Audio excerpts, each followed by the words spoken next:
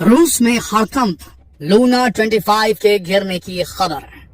उड़ान से पहले ही लूना 25 के गिरने की खबर, पूरा गांव खाली।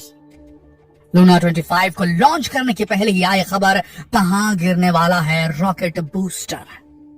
रशिया के खाबारोव्स्क रीजन में शाकिंस्की गांव को किया गया है मार्क। इसके साथ ही सागनार रिवर, बोरेया रिवर, जहां फेरी चलती है, पैसेंजर नाव चलती है, उस इलाके को भी घोषित कर दिया गया है बूस्टर फॉल जोन। जी हाँ दोस्तों, रॉकेट बूस्टर्स एक्स्ट्रा फ्यूल से भरे एड ऑन्स होते हैं जो रॉकेट में एक्स्ट्रा गति बढ़ाने के लिए इस्तेमाल किए जाते हैं। उसकी क्षमता को 10 गुना करने के लिए स्ट्रैप ऑन किए जाते हैं, यानी कि अलग से जोड़े जाते हैं। और बूस्टर फॉल जोन उस इलाके को कहा जाता है जहां रॉकेट के यही बूस्टर फटने के बाद या ब्लास्ट ऑफ होने के बाद गिरते हैं या गिरने का डर होता है। जिस इलाके में उसे बूस्टर फॉल जोन डीमार्केट कर दिया जाता है, मार्क कर दिया जाता है, और वहां से लोगों को खाली कराना पड़ता है अगर वो इलाका रिहायशी इलाके में है तो यहाँ क्या मान लिया जाए? क्या रूस लॉन्च से पहले ही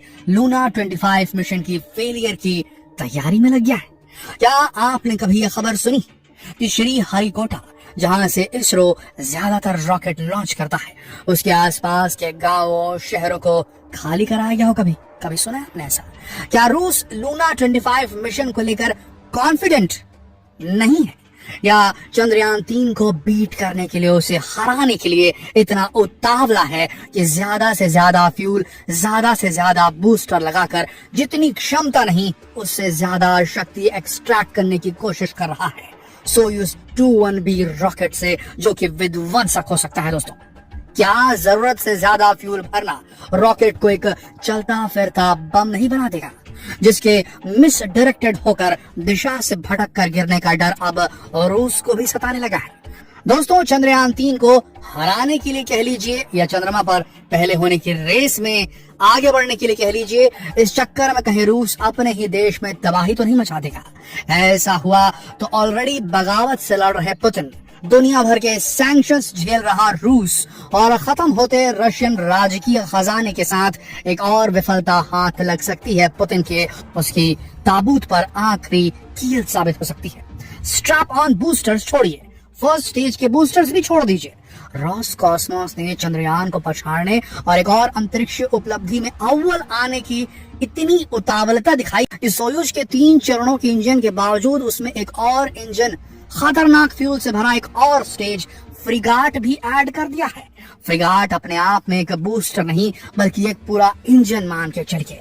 इसका खुद का एक नेविगेशन सिस्टम है, इसका खुद का एक टेलीमेट्री ट्रैकिंग सिस्टम है, खुद अपने सामने आने वाली परेशानियों को बचाते हुए पेलोड को अपने बल पे, अपने कंधों पर बैठाकर चांद पर ले जाने की क्षमता रखता है। तो सोचिए उसके अंदर कितना फ्यूल भरकर भेजा गया होगा।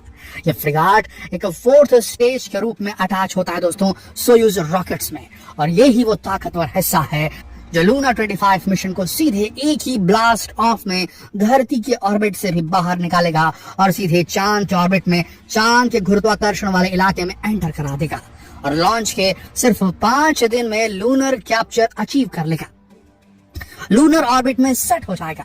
ऐसे बड़े बड़े दावे किए जा रहे हैं रशियन स्पेस एजेंसी रॉसकॉस्मोस के द्वारा। अब अगर सब स्टेप्स और सारे स्टेजेस और प्रोसेसेस सही रहे, स्टेप बाय स्टेप हुए, कोई प्रॉब्लम नहीं आई, तब तो ठीक है। और अगर एक भी स्टेज मिस फायर हुआ तो सोचिए जो इंजन 5 दिन में कई टन का पेलोड 3,84,000 किलोमीटर तक धरती से अंतरिक्ष में, चांद तक उछाल सकता है, उसके अंदर कितना फ्यूल भरा होगा। और अगर वो मिसडायरेक्टेड होकर धरती पर गिर जाए तो क्या ये फ्यूल एक बड़े एक्सप्लोजन के साथ एक बड़े इलाके में तबाही नहीं मचा देगा? सोचिए मैग्नीट्यूड ऑफ डिस्ट्रक्शन कितना खतरनाक होगा, नुकसान किस लेवल पर होगा। शायद इस बात की चिंता ऑलरेडी दिग्भ्रमित रशियन अथॉरिटीज को होगी, वो रशियन अथॉरिटीज जिसका माइंड अभी डिवाइडेड चल रहा है। एक तरफ यूक्रेन को भी देखना है, एक तरफ देश भी चलाना है, एक सैंक्शन पर दूसरा सैंक्शन, प्रतिबंध पर प्रतिबंध झेलते रूसी व्यापार को भी बचाना है और चांद पर भी सबसे पहले उतरना है। क्या आपको अभी लगता है दोस्तों इस मिशन को सक्सेसफुली कंप्लीट कर पाएगा रूस? क्या गांव के गांव खाली करना इस ओर इशारा नहीं कर रहे कि रूसी वैज्ञानिकों के अंदर या तो कॉन्फिडेंस की, विश्वास की कमी है, आत्मविश्वास उनका डोल गया है, क्योंकि 47 साल बाद वापसी हो रही है रूस की चांद पर। 24 लूना 24, ये 25 है, लूना 25 अभी भेजा जा रहा है। लूना 24 मिशन आज से 47 साल पहले भेजा गया था। तब से अब तक रूस का नो कांटेक्ट है मून पर, और इस बार भी वो जो भेज रहा है वो डेमोन्स्ट्रेट कर रहा है, फिर से नई शुरुआत कर रहा है कि हम वहां पर सॉफ्ट लैंड कर सकते हैं। यानी कि उसके अंदर कहीं ना कहीं विश्वास की कमी है, अन्यथा वो और एडवांस्ड मिशन भेजता, जैसे कि नासा करने वाला है। नासा इस बार सीधा इंसानों को भी भेजने वाला है वहां पर। तो ऐसी स्थिति में रूस का ये स्टेप उसके आत्मविश्वास में कमी को साफ झलका रहा है। अगर वैज्ञानिक कॉन्फिडेंट है, अगर मान लिया जाए कि वैज्ञानिक चलो कॉन्फिडेंट है, तो क्या रशियन अथॉरिटीज, उनके दिल में संशय आ गया, शंका आ गई है रॉसकॉस्मोस के काम धंधे को देखकर? यानी कि अथॉरिटीज और वैज्ञानिकों के बीच कि दोनों में से किसी एक में जरूर आत्मविश्वास की कमी है, तभी ऐसा स्टेप लिया गया है, गांव खाली करवाया जा रहा है। सोचिए सर, और एक ऐसे टाइम पर भेजा जा रहा है लूना 25 को जब चंद्रयान 3 वहां पर ऑलरेडी प्री प्लान्ड है कि वहां उतरेगा। सोचिए जरा, ये पूरा जो प्लान है ये अलग सा महसूस हो रहा है। या तो रशिया ने ये स्टेप खुद नहीं लिया है, चाइना के दबाव में लिया है भारत की इसरो को दबाने के लिए, तो या फिर ऐसा हो सकता है कि रशियंस ही ऐसा करना चाह रहे हो। इस पे अभी कोई बात कहनी मुश्किल होगी। ये जिस तरीके से चाइना और रशिया के बीच कोऑपरेशन चल रहा है स्पेस प्रोग्राम्स को लेकर के, चीजें एकदम सीक्रेटिव हो गई हैं तब से जब से रशिया और चाइना ने एक टेक्नोलॉजी ट्रांसफर का एग्रीमेंट किया है, जो कि मिलिट्री बेस पर। देखिए दोस्तों, जो टेक्नोलॉजी रॉकेट फ्यूल के लिए लगती है, रॉकेटरी के लिए लगती है, वही टेक्नोलॉजी लगभग आप थोड़ा सा ऊपर नीचे कर लीजिए तो वो बैलिस्टिक मिसाइल के लिए लगती है। जिसके पास ज्यादा बेहतर रॉकेट, उसके पास ज्यादा बेहतर मिसाइल होना एकदम 101% पक्का है। तो ऐसी स्थिति में हो सकता है कि पर्दे के पीछे, जब से इनके बीच में जो वेपन्स के डेवलपमेंट को लेकर के दोनों के बीच में कोऑपरेशन चल रही है, तो इन्होंने सब चीज दबा दिया इन्फॉर्मेशन स्पेस प्रोग्राम से रिलेटेड। और चाइना का प्रभाव रशिया चाइना फ्रेंडशिप में थोड़ा ज्यादा हो चला है। चाइना के पास पैसा बहुत आ गया है और चाइना अपने आप को अब सुपीरियर कंट्री मानती है रशिया से, ऐसा हो चला है। और रशिया भी अपने आप को एक्सेप्ट कर चुकी है, अभी हम थोड़ा कमजोर हैं और चाइना को लीडिंग जो सीट है उस पर बैठा देना चाहिए। ऐसी स्थिति में हो सकता है पर्दे के पीछे चाइना से कोई न कोई सिग्नल पहुंचा हो और रॉसकॉस्मोस को कहा गया होगा, तुम अपना पहले भेज दो, तुम पहले उतार दो, चंद्रयान 3 को पहले मत उतरने दो। इंडिया के इसरो के वैज्ञानिकों के मनोबल को तोड़ने के पीछे इसमें चाइना का भी हाथ हो सकता है, पर अभी कुछ कहा नहीं जा सकता दोस्तों। देखिए, ये इम्पॉसिबल नहीं है कि सोयूज रॉकेट फेल हो जाए। इससे पहले भी सोयूज के फेलियर के कई किस्से खबरों में आ चुके हैं। कई बार विदेशी सैटेलाइट्स का पूरा विदेशी उपग्रह ले जाने का काम इसे मिला था, कॉन्ट्रैक्ट मिला था रशिया के रॉसकॉस्मोस को। कई सारे सैटेलाइट लोड किए सोयूज रॉकेट में, पूरा का पूरा जत्था लेकर ऑर्बिट गया और ऑर्बिट से बाहर हो गया, कॉन्टैक्ट पूरा टूट गया। और जिन जिन देशों ने अपने सैटेलाइट दी थी उन्हें लॉन्च करने के लिए, उन सब के डेवलपमेंट का पैसा चूल्हे में चला गया, भारी नुकसान हुआ।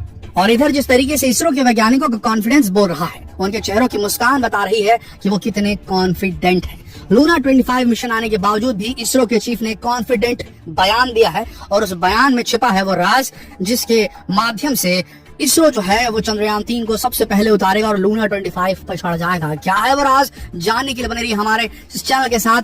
अभी सब्सक्राइब कीजिए, नोटिफिकेशन बेल दबाइए, अगला वीडियो उसी पर है। हम आपको बताएंगे इसरो चीफ ने कौन से ऐसे राज खोले हैं जिससे पता चल रहा है कि चंद्रयान 3 को दुनिया की कोई ताकत नहीं रोक सकती। जी हाँ दोस्तों, मिलिए हमसे अगली वीडियो में, बने रहिए हमारे चैनल के साथ। शेयर कीजिए इस वीडियो को फेसबुक पर, व्हाट्सएप पर, यूट्यूब पर। जल्द मिलते हैं आपसे अगली वीडियो में, तब तक के लिए आप सबका इस वीडियो के अंत तक बनने के लिए दिल से धन्यवाद।